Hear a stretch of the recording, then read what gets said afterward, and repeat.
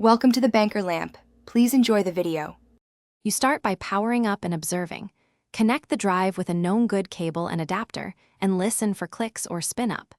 If it spins quietly, you can proceed with software tools. If it clicks, stop to avoid further damage.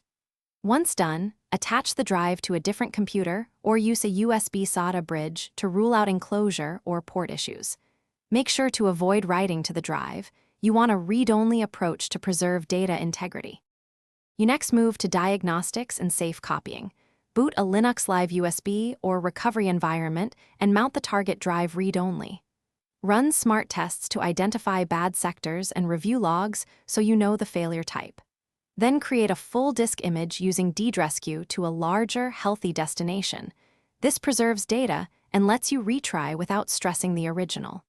During imaging, slow transfer and retries are expected. With a verified image, you recover files using file carving tools like PhotoRec or file system-level recovery tools that work on the image rather than the original.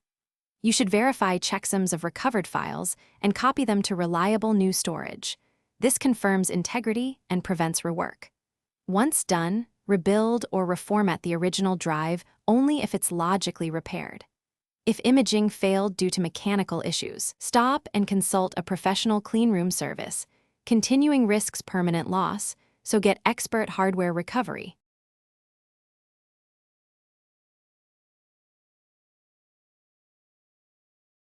Thanks for watching. If this was helpful, leave a like and consider subscribing. See you next time.